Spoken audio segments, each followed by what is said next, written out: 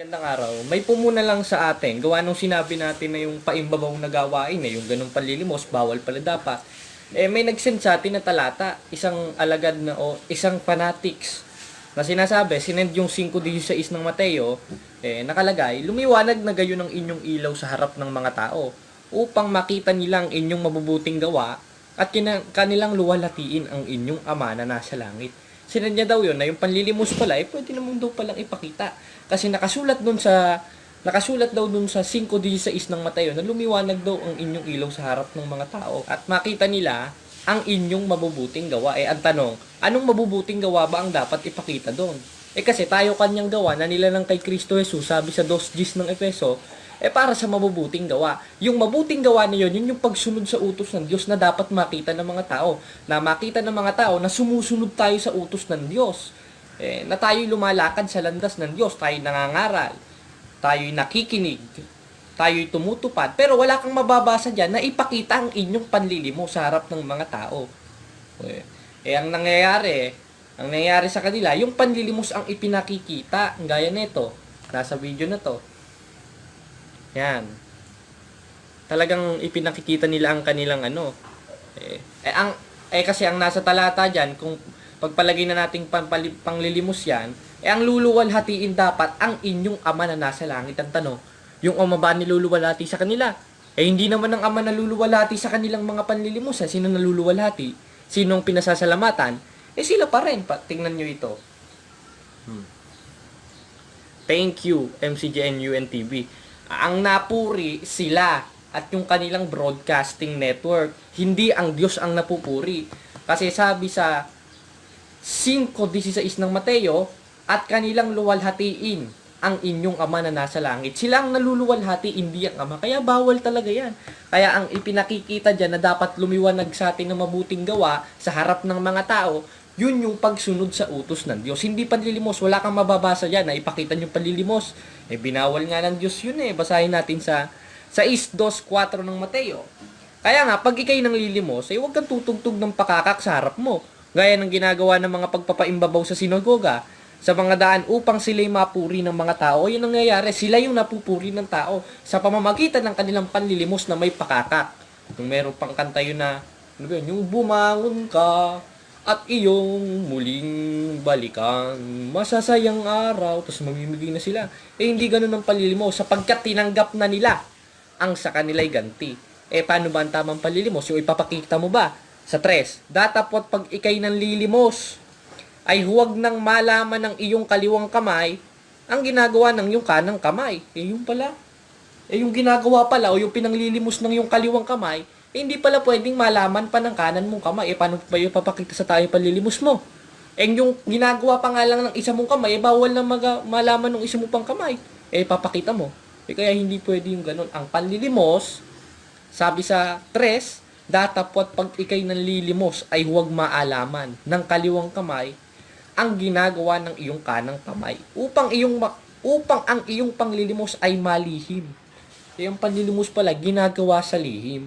Kaya ikaw na nag-send sa akin ng talata, di ko na babanggitin ng pangalan mo, binasa mo sa akin yung 5:16 ng Mateo, mali ang unawa ninyo. Ayan ang paboritong talata ni Kuya. Na hindi nila alam na dapat ang ipakita diyan na mabuting gawa yung pagsunod sa utos ng Diyos, hindi panlilimos. Kasi pinakikita nyo panlilimos Merong mabuting gawa na dapat ipakita, yun yung pangangaral, yun yung pakikipagdiskusyon, mabuting gawa, at yung pagsunod sa utos ng Diyos. Pero ito, kung ang panlilimos ang ipakikita mo, bawal ng Diyos yan.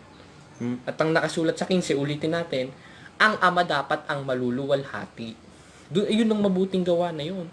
Dahil sa pagsunod mo, ang ama ang maluluwalhati, ang ama ang mapupuri. Iba ang napupuri Ulitin lang natin. Yan. Kaya, sana, maliwanagan tayo na ang ipinalit na makikipagdebate. Noon, debating on the spot. Si Kristo nga nakipagdiskusyon Basahin natin. Dito sa 23:15 ng Mateo.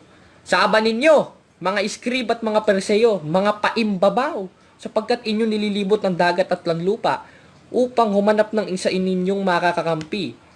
Kung siya'y magkagayoy ay ginagawa nyo pang makaiba yung anak ng impyerno. Yung si Kristo nakipagtulig saan sa mga Hudyo.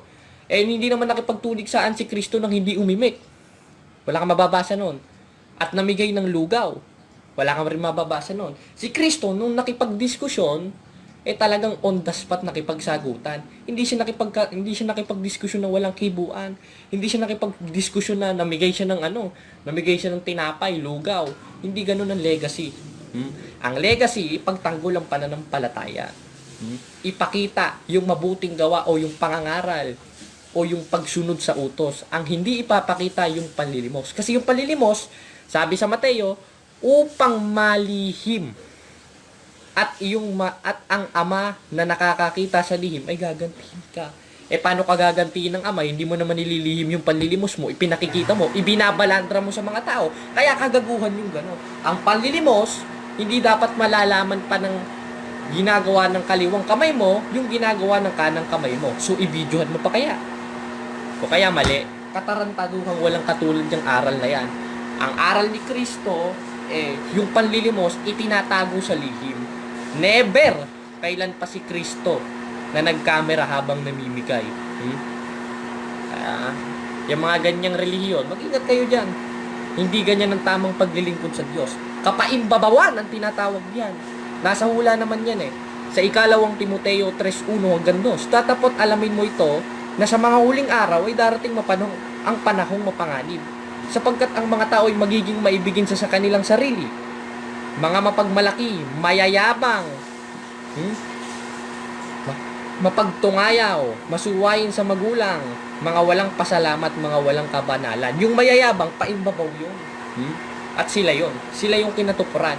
Kaya hindi na tayo magtataka kung ba't may mga ganyang practices ng religious organization na nangyayari ngayon dito.